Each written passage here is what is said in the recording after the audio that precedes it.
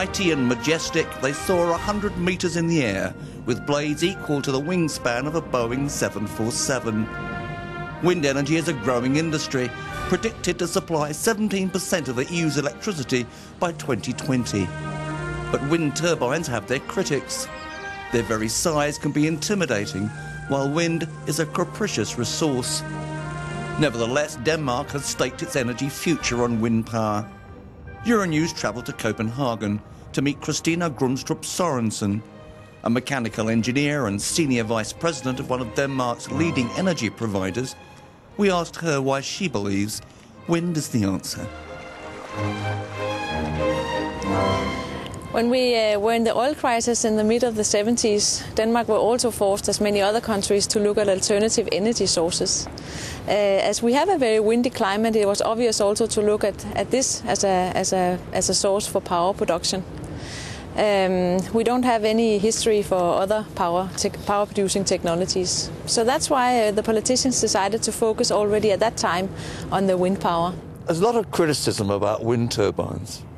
And one of them is that they're unsightly, and also they're environmentally undesirable. So obviously you can't avoid seeing them. They have to be in the landscape, as they have to catch the wind. That's how they produce the energy. And also they do make a sound. Right now we can't hear it because it's quite windy.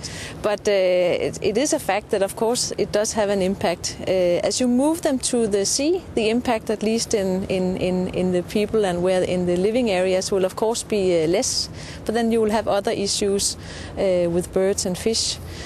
But actually our initial studies from the parks that have already been installed for 10 years show that the effects that we were mostly worried about proved to be much less than what we anticipated. You actually mentioned to me earlier on that birds are actually much cleverer than we really think. So tell me more about that. I think the birds are probably installed with some kind of radar systems, and that's why they don't fly into things. So even if you put them on their flying routes when they're going down south for the winter, we can actually see in our inspection programs that they are very much able to fly outside the parks. They will not try to fly in between the turbines, but will find a route just outside the park. Now, you're an expert on offshore installations, and you expect that more and more wind farms will actually go offshore.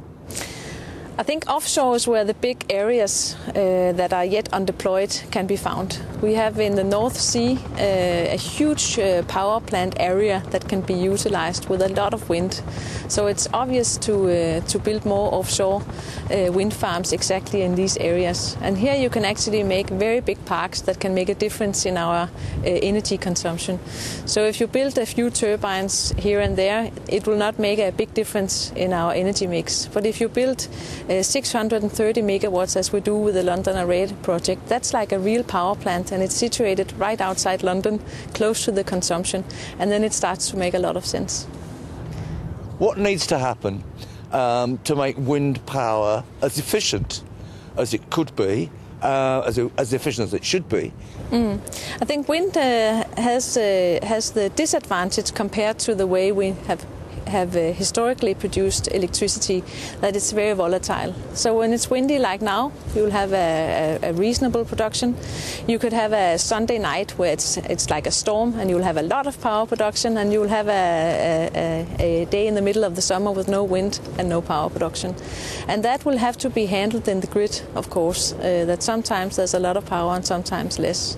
It's not an issue when you have smaller fractions like 5 or even 10% of the power production, but when you exceed 20%, as we do in Denmark, and yet still increasing, you will have to look at ways of storing the electricity so you can make the more effective use of it. It seems we're going forward towards a fossil-free future, certainly fossil-free energy future. What proportion do you think of the renewable energy will come from wind? I think you can foresee many scenarios. I think what we can see now is that we have many opportunities, good power plant areas, particularly within offshore, and ambitious also from the different countries to build more. So we will definitely see more of the power also on a European scale coming from wind. How much that will be all depends on what other technologies you could actually mix with the wind power to make up our whole energy mix, and how you also take it into the energy systems. The levers we have right now is wind, it's biomass, and it's nuclear. They are the CO2-free, you could say, power technologies that you can really deploy in a large scale in the energy system.